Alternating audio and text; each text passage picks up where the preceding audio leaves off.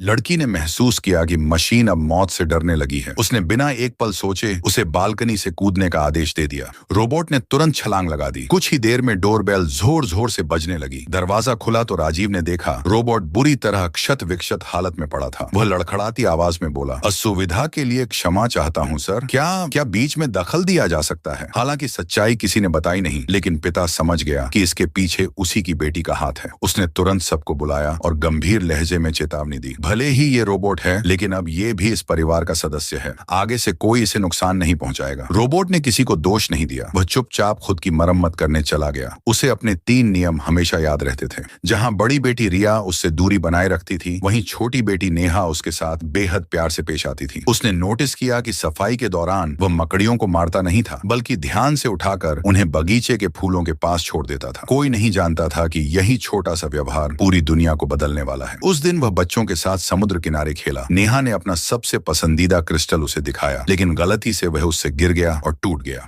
अपनी सबसे कीमती चीज टूटती देख नेहा ने पहली बार कड़वे शब्द कहे, ये मेरा फेवरेट था, तुम बर्बाद हो, मुझे तुमसे नफरत है, दूर चले जाओ। उसे समझ आ गया कि उसने बड़ी गलती कर दी है। पास खड़े एक सूखे पेड़ को देखकर उसे एक आइडिया आया। वह पूरी रात काम करता रहा और आखिरकार सफल हो गया। खोई हुई चीज वापस पाकर नेहा की खुशी का ठिकाना नहीं रहा। वह दौड़कर उसके पास आई और बोली, अब मैं नाराज नहीं हूँ, ये अब तक का सबसे अच्छा गिफ्ट है। वह शांत स्वर में बोला, सेवा करके प्रसन्नता हुई, क्या आप मेरे साथ चलेंगी? नेहा मुस्कुराई, इसमें कोई खिड़की तो शामिल नहीं है ना? आभार जताने के लिए उसने उसे एक खिलौना कुत्ता दिया। ये पहला इंसानी तोहफा था जो उसे कभी मिला था। उसी पल उसके भीतर बदलाव का एक बीज बोया गया। राजीव को यह किसी चमत्कार से कम नहीं लगा। रचना करना इंसानों की पहचान थी, लेकिन उसने ये कर दिखाया था। उसकी कारीगरी किसी भी आर्ट वर्क से बेहतर थी। क्या वाकई तुमने ये बनाया है? पिता के मन में अब तक शक था। एक रात बेसमेंट से धीमी और खूबसूरत संगीत की धुन सुनाई दी। आवाज का पीछा करते हुए उसने देखा वह न सिर्फ ग्रामोफोन ठीक कर चुका था, बल्कि इंसानों की तरह उसकी धुनों में खो भी गया था। उस पल राजीव सन्न रह गया। उसे समझ आ गया, रोबोट ने आत्मचेतना हासिल कर ली।